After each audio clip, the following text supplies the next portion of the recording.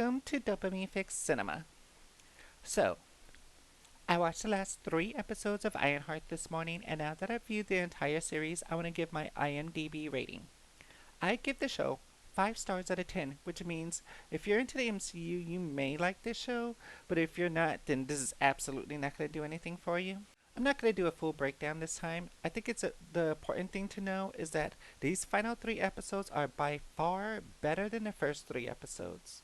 This time around, there's only one crappy fight scene with the Hood crew. This White Castle fight scene is actually better than all the other fight scenes, as everyone involved does seem to leave with bruises and looking like they actually were in a fight. The massive downside, however, is that Ironheart wins a fight against a crew with no suit, no fighting skills, and against a bunch of people that have been previously shown to take down armed security. And yet she's just taking them all down.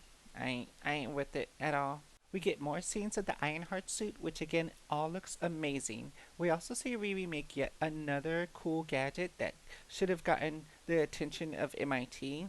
I do want to note that over the course of this show, we watch Riri make 2 Ironheart suits in the space of just a couple of weeks at most, plus the suit that she already had while at MIT. You are making all of this, but you can't do a single school project? I don't understand any of that.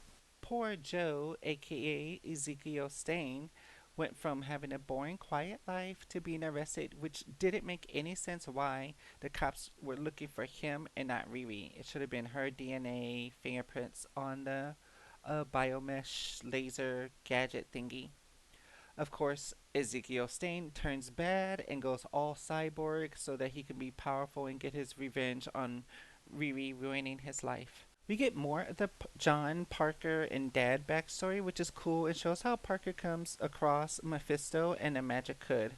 It's all pretty cool stuff, but also left me wondering if this is how Parker Robin got the Hood in the comics. The Mephisto tie-in seems like setting up a future interaction between possibly Doctor Doom, Spider-Man, or maybe Doctor Strange. All this chaos and death just to get back at Daddy seemed mad personal to me, despite their little mantra of not making jobs personal between John and Parker. We get more of the John, Parker, and his dad's backstory, which is cool and shows how Parker comes across Mephisto and the Magic Hood.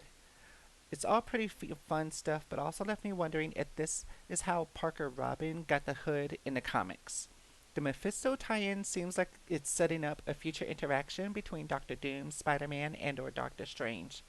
All this chaos and death just to get back at Daddy seems mad personal to me, and their mantra of not making jobs personal just rings hollow now. Zelma, who is also from the comics, helps Riri with the magic that she will need to fuel her suit to take on the Hood. All her interactions seem pretty cool. It's funny that the crew Riri puts together feels more like real people instead of caricatures of a crew. Also, Tony Stark makes his arc reactor in a cave under duress.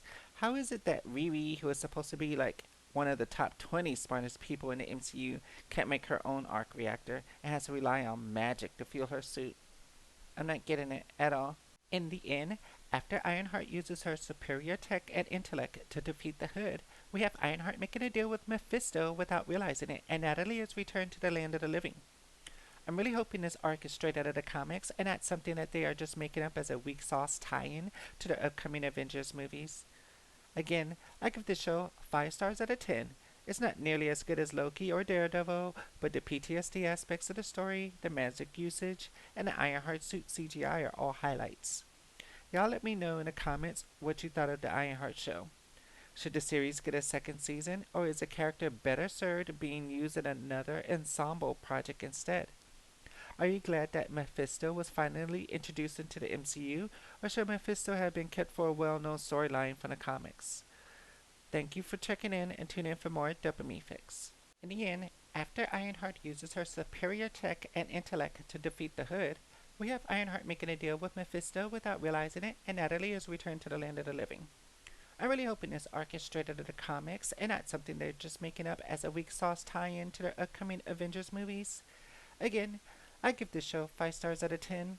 It's not nearly as good as Loki or Daredevil, but the PTSD aspects of the story, the magic usage, and the Ironheart suit CGI are all highlights. Y'all let me know in the comments what you thought of Ironheart.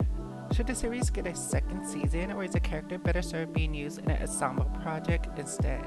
Are you glad that Mephisto was finally introduced into the MCU, or should he have been kept for a well-known storyline from the comic books?